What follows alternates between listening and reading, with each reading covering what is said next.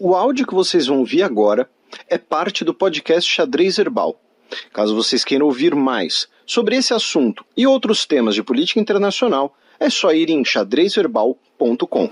Bem, passemos agora para o match no qual eu e o Felipe daremos um giro pelo continente asiático.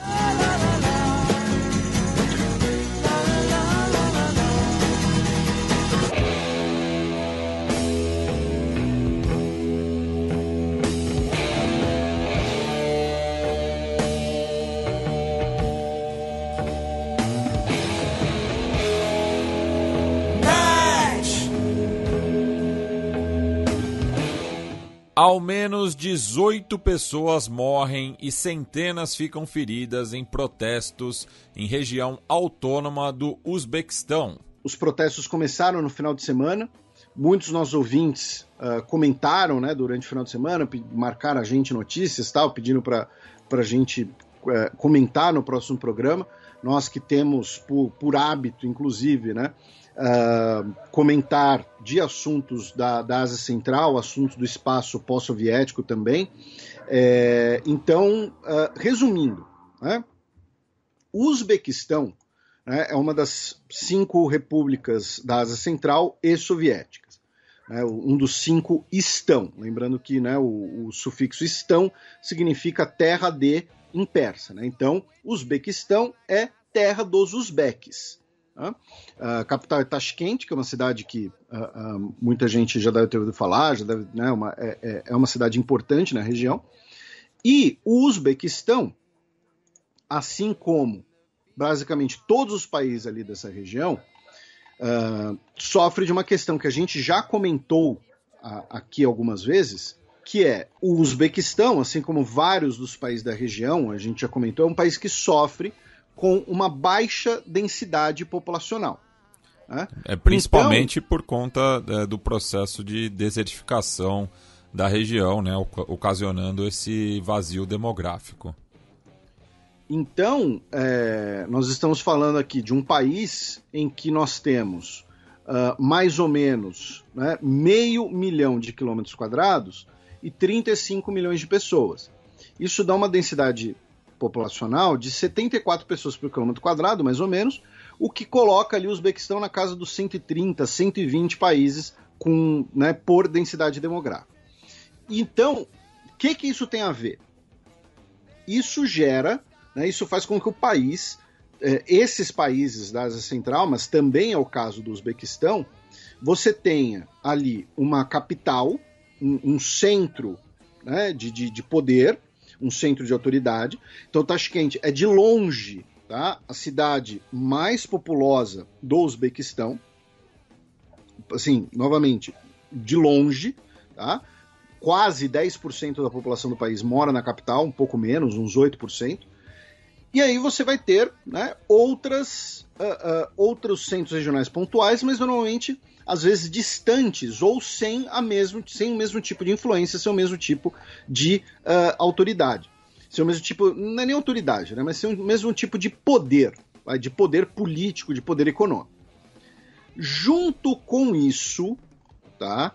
Então você tem, a capital fica lá num canto, né, do país, num canto, entre aspas, usando uma expressão, né, para simplificar. Só situando, né, Tashkent fica na porção oriental do país, próximo das fronteiras com o Cazaquistão e com o Quirguistão, enquanto que a região de Karakalpakstan, ela fica no noroeste do país, entre o Cazaquistão e o Turcomenistão. Pois é, e é, né, a região onde nós temos os protestos. E essa região, né, a República do Karakalpakstan, é onde vive mais ou menos 2 milhões de pessoas, tá? Ou seja, é menos do que a população da capital, mas é a maior região do Uzbequistão. E eles têm uma autonomia, né? Veja que a gente falou em república, né? Que nem no modelo russo, no modelo da Federação Russa, embora o Uzbequistão seja um estado unitário, tá? Eles têm uma autonomia por conta dessa minoria, tá, dos Karapalques, que é uma minoria, é um povo túrquico também, que tem um idioma próprio, tá, Então, eles têm uma autonomia em relação especialmente ao uso do idioma e à eleição de representantes, tá, da comunidade de Carapauquistão para os cargos de administração local. Então, por exemplo, você vai ter ali na administração local uma coisa que eu li, que nesse caso não é nem um exemplo aleatório, tá? Então você tem como se fosse o secretário de educação da República. Ele tem que ser da comunidade Carapau, tá? Ele tem que ser.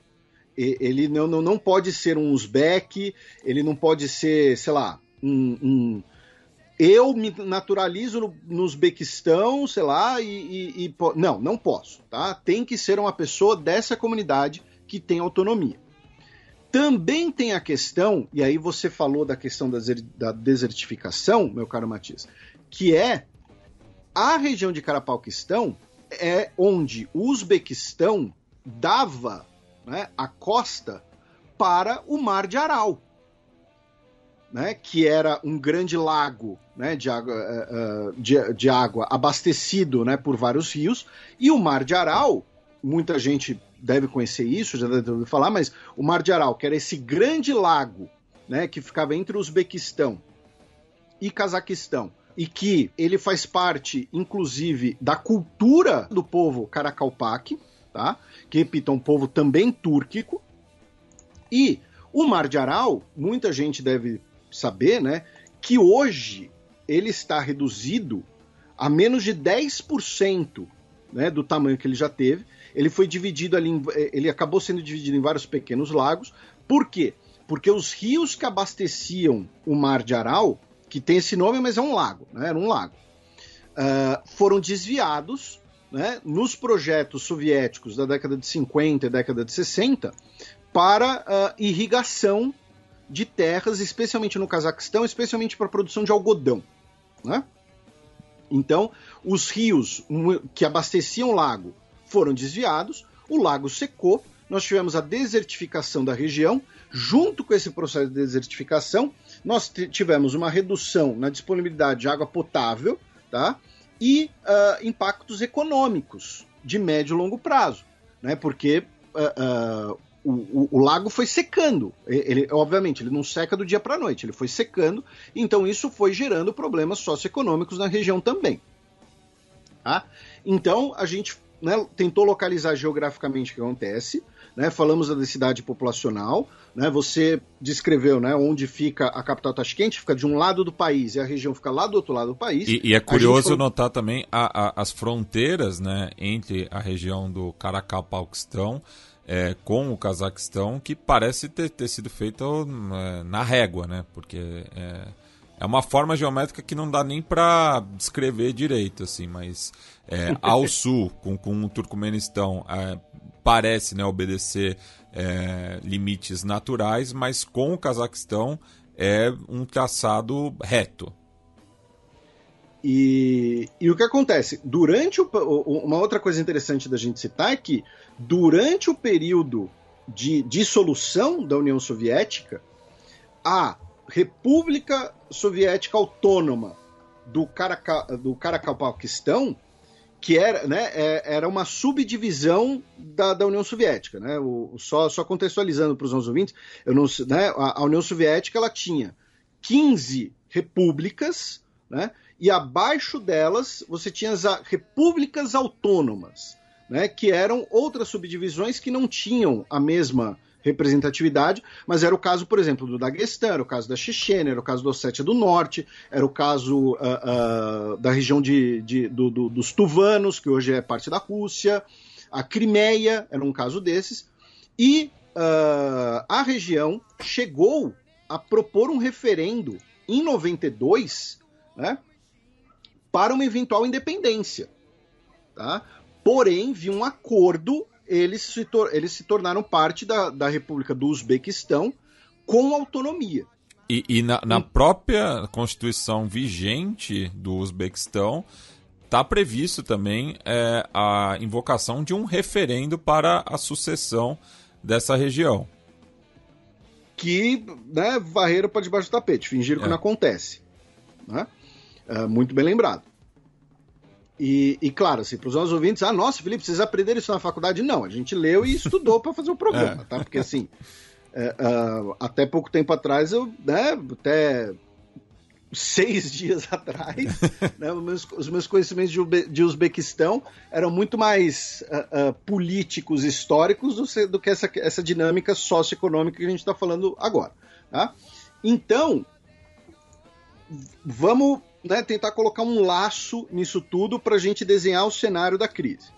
Estamos falando de uma região distante do centro de poder, pouco populosa, que tem uma população com um idioma diferente, autonomia, e que sofre de questões, por questões socioeconômicas. Tá?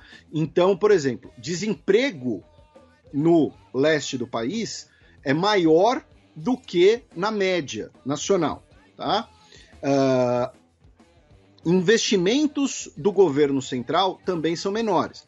Vamos lembrar que o Uzbequistão, assim como vários, né, desses outros países, né, da Ásia Central, é um país que tem uma tradição, né, bastante autoritária. Nós tivemos a ditadura do Islam Karimov, de 91 até 2016, e aí em 2016 o Karimov foi sucedido pelo atual presidente, que é o Mirziyoyev, né, que era o comandante das Forças Armadas, né, do Uzbequistão, e venceu, né, as últimas eleições no Uzbequistão com mais de 80% dos votos.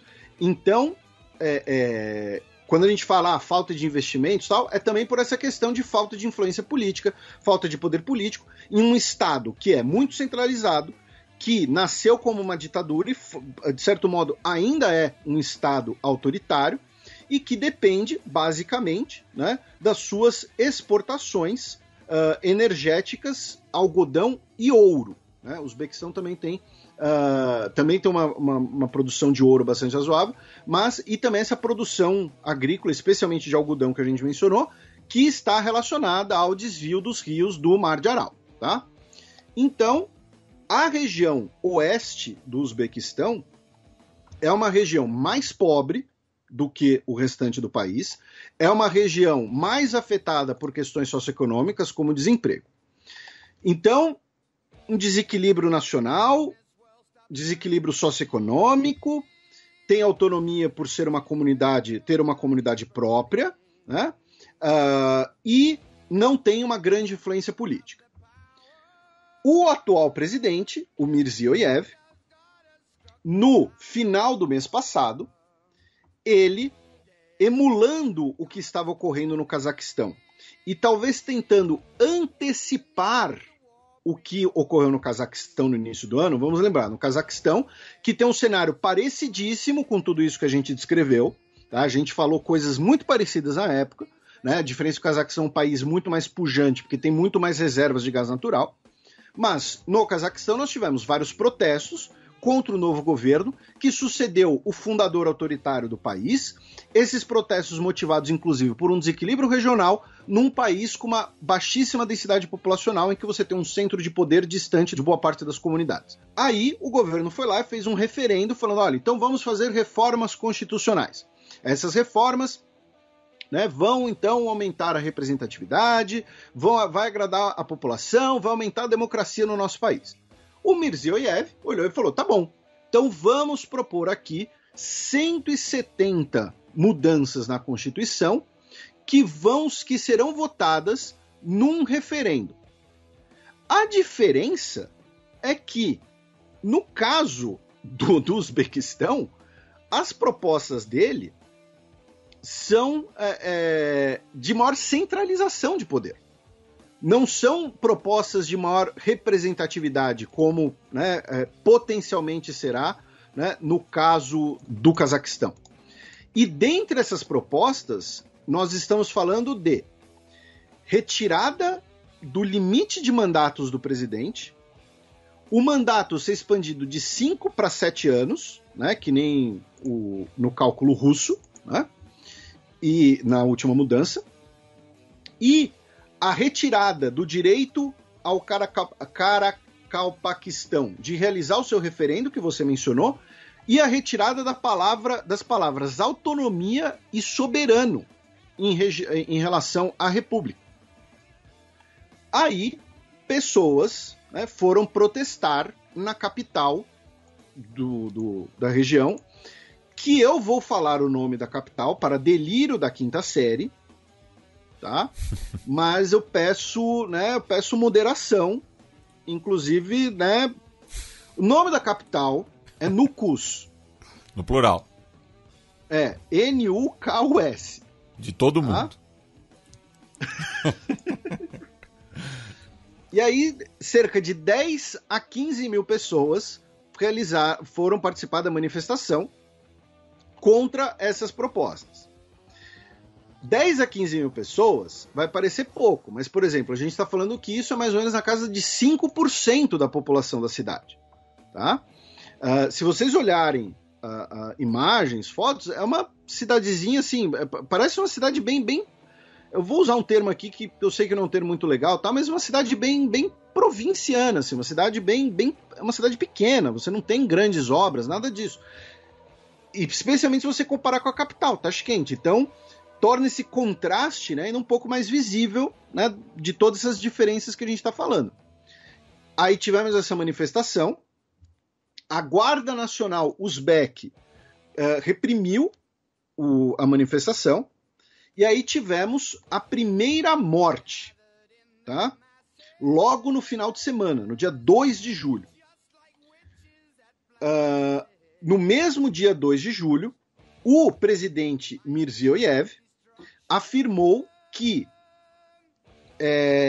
aceita, tá, retirar as propostas da Constituição que alterariam a autonomia regional. Mesmo assim, os manifestantes, né, tentaram tomar um prédio da administração local. O governo uzbek, ou seja, o governo nacional, o governo do Estado unitário, impôs um estado de emergência e um toque de recolher. E aí começou uma violência nas ruas da capital regional, eu não vou ficar repetindo o nome, tá? Tudo bem, nas ruas de Nukus, entre uma violência sectária entre uzbeques e Karacapauques, tá? Tivemos depredação, ônibus incendiados, carros incendiados, enfim. Então, assim, tivemos lojas depredadas, muito provavelmente nesse caráter, né, de violência sectária, de violência étnica. Aí no dia 6 de julho... E só um detalhe, Felipe, que a justificativa das autoridades para a repressão nos protestos do dia 1º foi de que os manifestantes estariam drogados e alcoolizados, né? Então coloca aí um pânico moral em relação a esses protestos, só que fizeram um teste de alcoolemia em 11 dos detenidos e eram quantidades moderadas, assim, né? Então, mesmo que se fosse usar essa justificativa moralista, mesmo assim ela não encontra eco, né? No total, tivemos, segundo o governo uzbek, 18 mortes e pelo menos 200 feridos e 500 detidos. Segundo a liderança dos manifestantes, tá? Dois políticos locais, um chamado Pulat Arunov e o outro chamado Devletmurat Tazihamaturov. Tá? Mais de 2.000 pessoas ficaram feridas, tá? E o número de mortes possivelmente é maior, e mais de 500 pessoas foram detidas. O Charles Michel, o presidente do Conselho Europeu, conversou por uma chamada de vídeo com o Mirziyoyev e se comprometeram a uma comissão de investigação independente para descobrir o que aconteceu. Aí tem um outro elemento que a gente já citou, né, os protestos no Cazaquistão, e é interessante a gente citar aqui, né? Por quê? Quando a gente fala né, de protestos e de manifestações e de revoltas populares, né, especialmente em países do espaço pós-soviético, sempre entra uma discussão, né, ou aquelas acusações, e como tinha no caso do Cazaquistão, né, isso daí é interferência dos Estados Unidos, é interferência estrangeira, porque tem um projeto estratégico ali, tem alguma coisa, né, interessante na região e tal. No caso do oeste do Uzbequistão, você tem uma das maiores hidrelétricas da Ásia Central, que é a de Amudarya, né? O nome bem túrquico, né? Que é o nome do rio, inclusive, e que abastece boa parte do fornecimento de energia elétrica do Cazaquistão, do Uzbequistão, e que a infraestrutura na região tem recebido investimentos chineses. Então, já começou também essa troca, né, de acusações, né, com governos, né, como de Belarus, da Índia e do Cazaquistão, dizendo que o governo uzbeque tem autoridade, né, para resolver suas questões de autonomia e manter a sua unidade nacional, e que elementos infiltrados seriam responsáveis também pela escalada de protestos.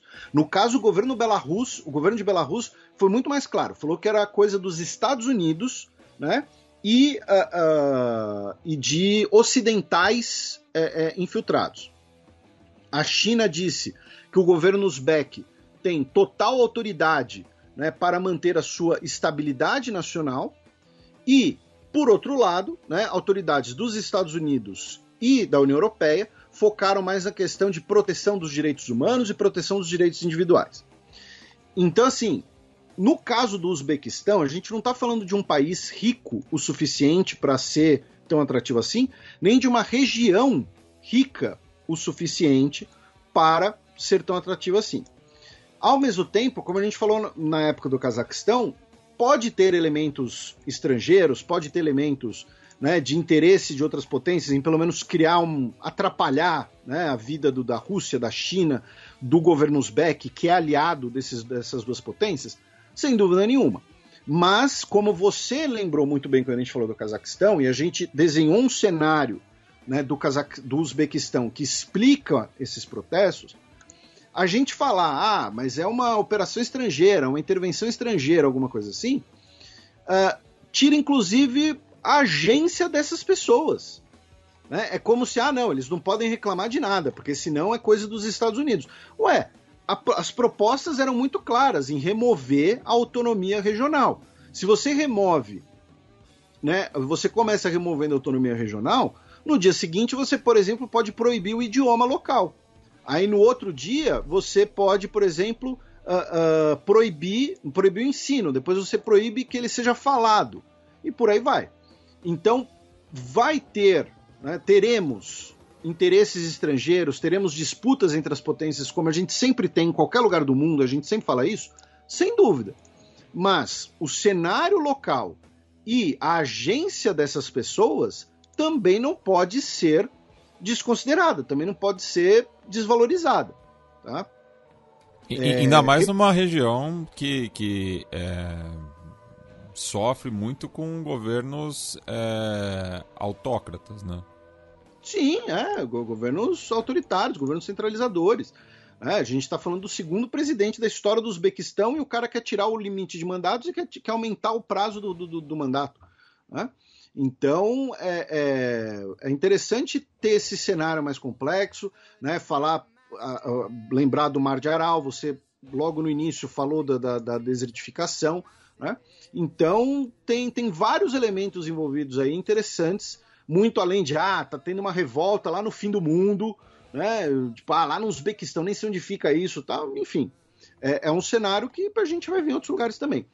Agora, teve uma coisa curiosa durante todas as manifestações, que eu particularmente não vi nenhuma explicação nem nada, foi que a cidade de Termez, no Uzbequistão, que não fica, tá, na região autônoma, tá? Ela fica no sul do Uzbequistão, perto da fronteira com o Afeganistão, mas no momento, digamos assim, simultâneo às manifestações no oeste do país, ela foi atingida por 5 foguetes disparados do território afegão. Não tivemos mortes, tá? Não tivemos nenhum grande dano, então, e não vi nenhuma explicação, não vi nada disso, né? Nada muito explicativo.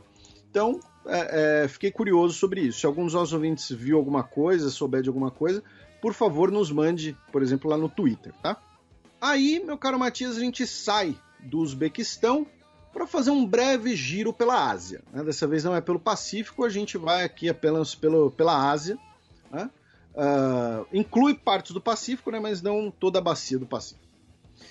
Começando pelo Irã, né? O Irã, Egito são aqueles países que a gente usa ali de coringa, né? Turquia a gente pode pôr num bloco de África, o Egito pode pôr na África, no Oriente Médio, Turquia pode pôr na Europa, no Oriente Médio, Irã pode pôr no Oriente Médio, na Ásia e tal. Teoricamente todo o Oriente Médio é parte da Ásia, né? Mas a gente trata como uma coisa separada.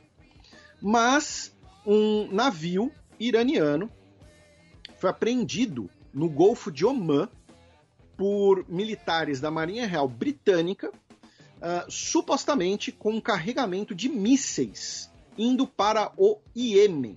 Tá? O Irã protestou, afirmou que o navio estava carregando uma carga que não merecia suspeita, não justificava a ação britânica e, enfim, emitiu a nota de protesto.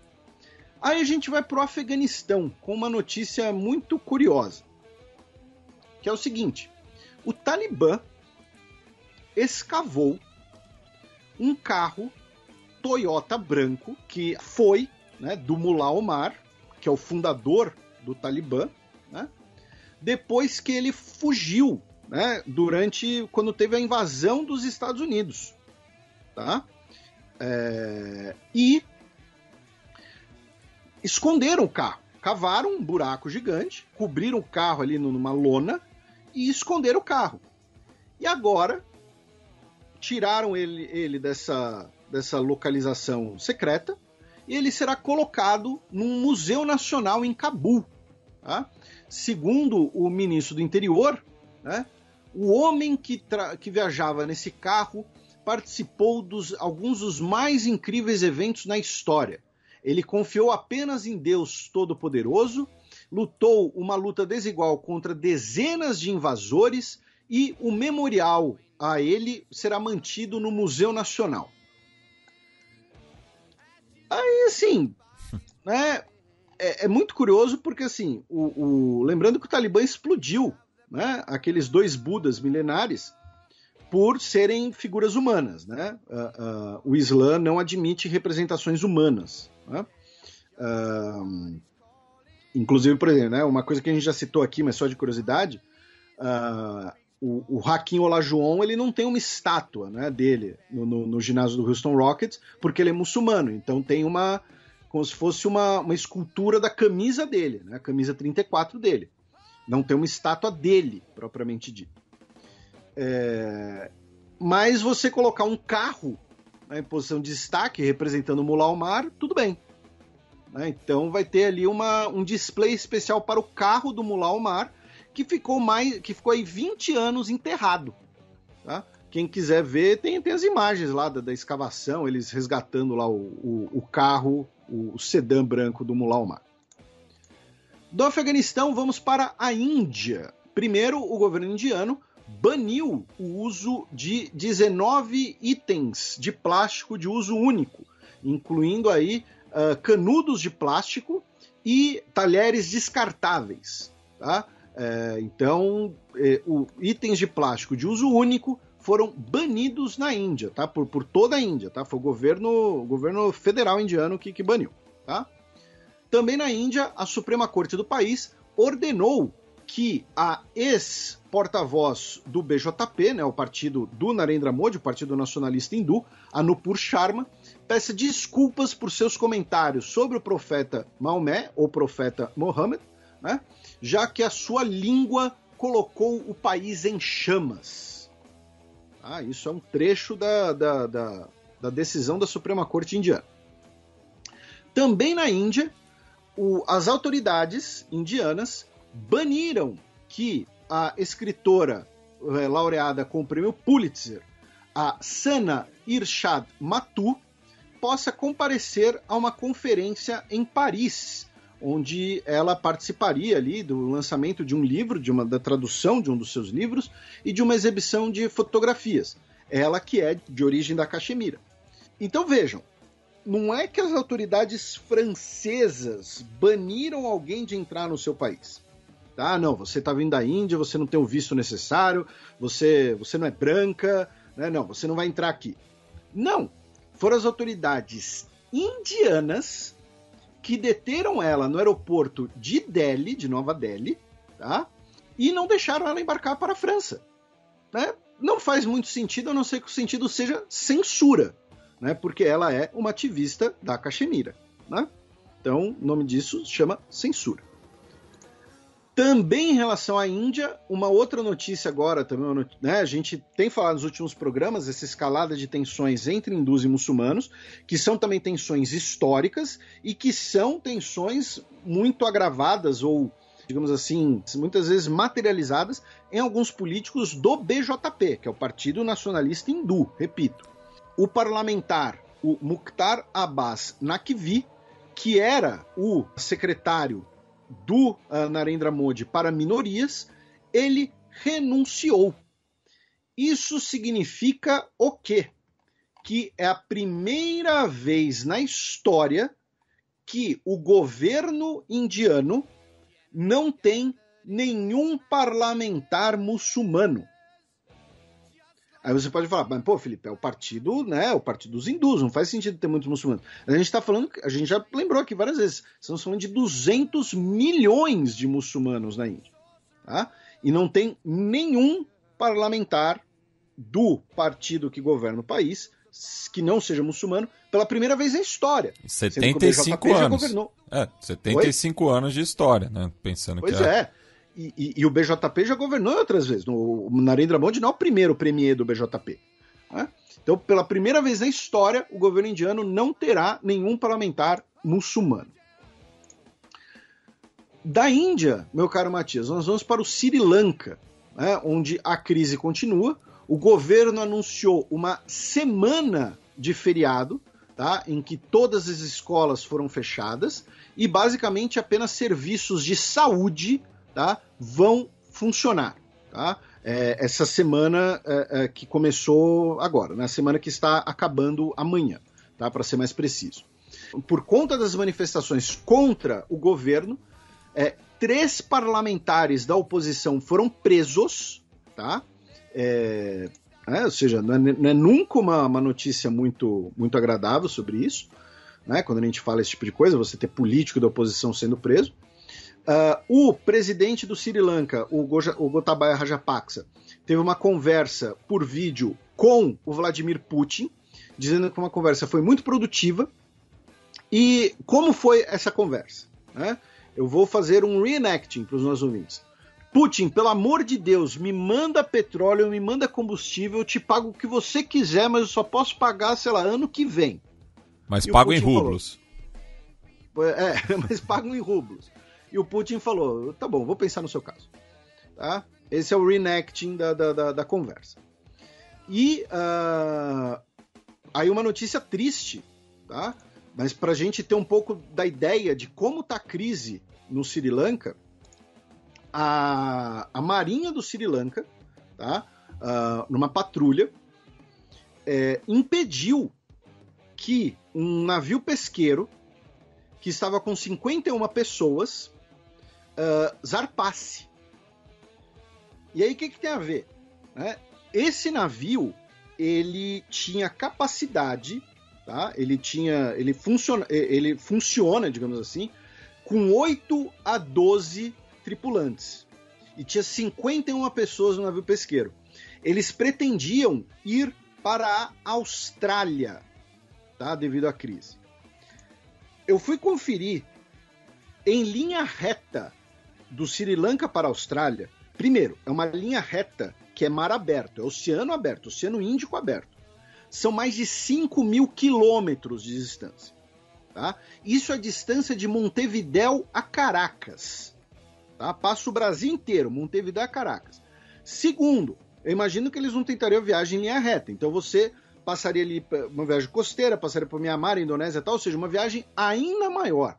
Então esse é o tamanho do desespero de algumas pessoas, né? De boa parte das pessoas nessa crise do Sri Lanka. 51 pessoas iriam tentar cruzar metade do Oceano Índico num navio pesqueiro com capacidade para 12 tripulantes até a Austrália. E uma sugestão de leitura para os nossos ouvintes, a gente sempre fala bastante do Sri Lanka aqui no programa, a gente já falou outras vezes do programa, né, aqui no programa. A repórter Hannah Ellis Petersen, do Guardian, ela escreveu uma matéria muito legal, muito interessante, infelizmente apenas em inglês, então se você não compreende o idioma inglês, você pode usar um tradutor, o Google Tradutor, acho que deve dar para compreender legal. A matéria estará linkada lá no site do Xadrez Herbal, para quem quiser conferir o link direto, né? The Family Took Over. How a Feuding Ruling Dynasty Drove Sri Lanka to Ruin. Tá? A família tomou conta. Como uma dinastia que está brigando entre si levou o Sri Lanka à ruína, que fala justamente da família Rajapaksa, né, que a gente sempre cita aqui no programa quando fala do Sri Lanka, e que boa parte dessa crise pode ter origem, né, em disputas internas da família por posições de poder.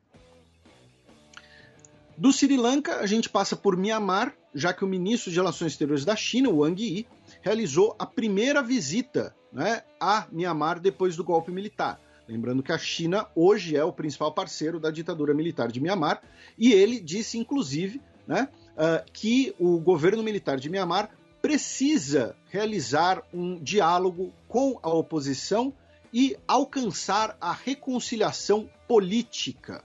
Tá? Ele disse também ao governo, né, no encontro com o ministro de Relações Exteriores de Mianmar, que a China sinceramente espera que Mianmar se torne socialmente e politicamente estável. No Laos, por sua vez, ali do lado, o governo também ordenou um racionamento de combustível, digo também porque é o cenário do Sri Lanka, e o Laos entrou em risco de calote, né, em risco de default da sua dívida, e o governo do Laos também iniciou negociações com a Rússia para adquirir petróleo russo, tá? Provavelmente num preço mais barato. A dívida pública do Laos está na casa de 14 bilhões e meio de dólares.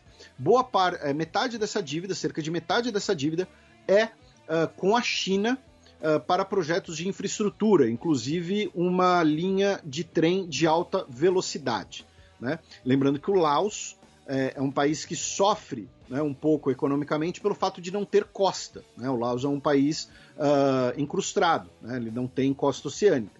Então é um país que acaba sempre sendo muito mais dependente de boas relações econômicas com os vizinhos, né, do que de relações comerciais, entre aspas, com o mundo. Né? Aquela frase que a gente já citou aqui, né, que os países costeiros negociam com o mundo, os países incrustados negociam com o vizinho. Falando em vizinho, na China, a empresa BYD, que é baseada em Shenzhen e tem investimentos britânicos, anunciou que tornou-se a maior vendedora de carros elétricos do mundo, ultrapassando a Tesla. Tá? Nesse primeiro semestre, a empresa vendeu 641 mil veículos. Nesse caso, isso inclui veículos elétricos e veículos híbridos. A Tesla, no mesmo período, vendeu 564 mil. Aí tem gente dizendo que a Tesla, todos os carros da Tesla são elétricos, não tem carro híbrido. Eu particularmente não sei, porque a gente tinha que pensar em transporte público, não em carro. Tá? Seja elétrico, seja movido a energia nuclear, seja movido aos pés do Fred Flintstone, tanto faz. Tá? Então, ou então usa brontossauro de transporte público. Flintstones é outra referência que acho que muita gente não deve ter mais, né?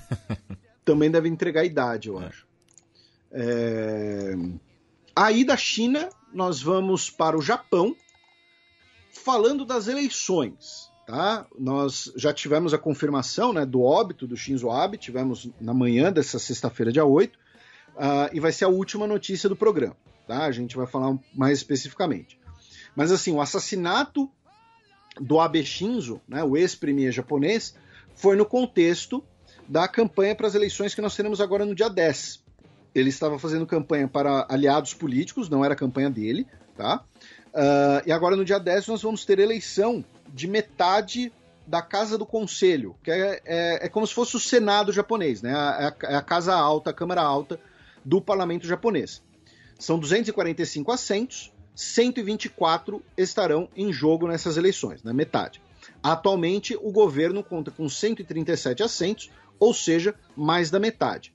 As pesquisas colocam que o Partido Liberal Democrático, né, que é o partido de direita do Japão, é o partido do atual governo, né, do Kishida Fumio, é o favorito para vencer, era o partido do Abe Shinzo também. Enfim, as pesquisas colocam que o partido vai ter aí ampla vitória, uma ampla maioria nos votos, tá? No fim das contas, não é uma eleição tão importante assim, claro, afeta a política interna japonesa e afeta a possibilidade de reforma da Constituição japonesa, né, que é algo que o Partido Liberal Democrático quer. Mas eu digo que não é tão importante assim porque aparentemente não teremos grandes novidades. Tá? O partido do governo, que venceu todas as últimas eleições japonesas, muito provavelmente vai vencer essa eleição também e manter a maioria na casa, né, na Câmara Alta. E aí a gente passa rapidamente pela Indonésia, meu caro Matias, mais especificamente por Bali, né, um grande destino turístico, né? Então assim, eu e você em Bali, né, apenas ouvindo música, né, música local e comendo drinks em cocos, né, aquela coisa bem estereotipada, bem orientalista, bem cretina, brincadeiras à parte, a gente vai para Bali por quê? No final do ano, nós vamos ter a cúpula do G20 em Bali. A cúpula dos líderes, né, chefe de governo e chefe de Estado. E agora, nessa semana, nós estamos tendo, né, porque está ocorrendo nesse momento, a reunião de ministros de Relações Exteriores do G20. Tá? E o ministro mais concorrido, digamos assim, dos presentes, é o Wang Yi, o ministro de Relações Exteriores chinesas. Ele vai se encontrar com Antony Blinken, o secretário de Estado dos Estados Unidos, se encontrou hoje com a Penny Wong, a nova ministra de Relações Exteriores da Austrália, né? Relações Austrália e China andam estremecidas nesses últimos anos. O Sergei Lavrov também está presente, se encontrou inclusive com Carlos França, né? O chanceler brasileiro, hoje de manhã, né? Hoje de manhã eu digo no nosso horário. Porém, o Lavrov não vai se encontrar, né, com o Antony Blinken, rejeitaram, né, a possibilidade do encontro, e quando o ministro de Relações Exteriores da Ucrânia falou via videoconferência como convidado, ele se retirou, tá? Ele não esteve presente. A reunião teve uma maioria dos presentes, né, concordar em pedir por um rápido fim na guerra na Ucrânia, e teve ali um momento meio de climão, né? Já que a ministra de Relações Exteriores da Indonésia usou o termo invasão, né? Falou para o Lavrov e falou assim: vocês têm que interromper a invasão da Ucrânia, né? Lembrando que o governo russo rejeita, né, o uso do termo invasão, né? Então é a operação especial, não era? Operação militar especial. Então, se tiver alguma grande, né, algum grande desdobramento desses encontros, a gente repercute semana que vem.